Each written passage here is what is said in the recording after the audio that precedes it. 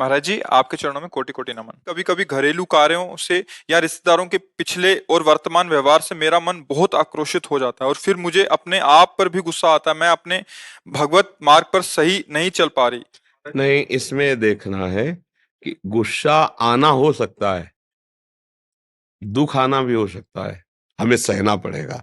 सहत सहत बाढ़े भगत, जब परमार्थ पे चल रहे हो तो ये सहना से। मन में गुस्सा आ जाना कोई बात नहीं, पर जवान पे आके और उसकी क्रिया कर देना आप गलत हो जाएगा। मन में विकार आ जाना कोई बात नहीं, वो तो आ जाएगा, सामने वाला ऐसा कर रहा है। अब हम चाह रहे हैं कि आप ठीक से चलो, समय दे रहे हैं, आप ठीक से नहीं चलोगे, फिर हमें मन में आ जाएगा ना गुस्सा। 100 बार समझाया पर तुम्हारी समझ में नहीं आ रही, तो फिर भी हम समझाएंगे, भले नाराज होके समझाएं, अहित नहीं होने देंगे, अमंगल नहीं होने देंगे। ये थोड़ा हम में और संसारी पुरुष के क्रोध में अंतर है। हम तुम्हारे ऊपर गुस्सा होंगे, तुम्हें नाराजगी से बात करेंगे, पर तुम्हारा अमंगल नहीं होने देंगे। ऐसे ही आप लोग करो, पुत्र को समझाना है, परिवार को समझाना है, गुस्सा कर सकते हो, अमंगल की भावना नहीं, गुस्सा करना पड़ेगा। अब जैसे अधिकारी है कोई, अब वो गुस्सा न करेगा तो कैसे चलेगा।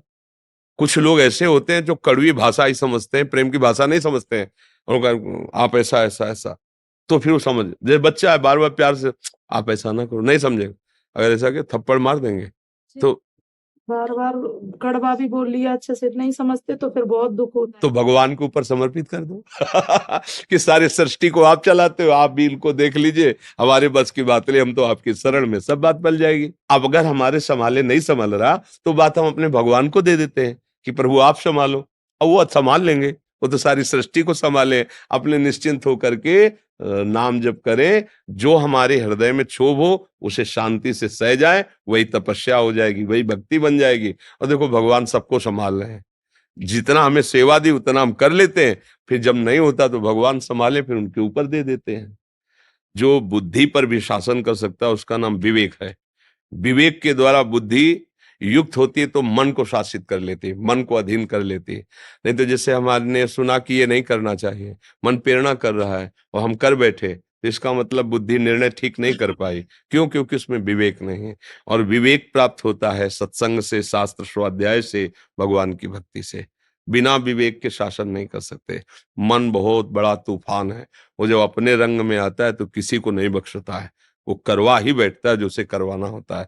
अगर उस पर कोई शासन कर सकता है तो भगवान का कृपा पात्र, जो भजन, शास्त्र स्वाध्याय, सत्संग, पवित्र आचरण, उसमें विवेक हुआ, विचार के द्वारा काट दिया।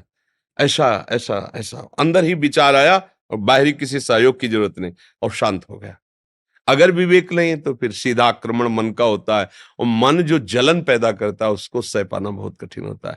बाहर का आप डंडा बर्दाश्त कर सकते हैं, मन का डंडा नहीं। वो जब मारता है तो बड़े बड़े बलवानों को व्याकुल कर देता है, और मन को जो दबा सके उसका नाम विवेक है, बुद्धि नहीं।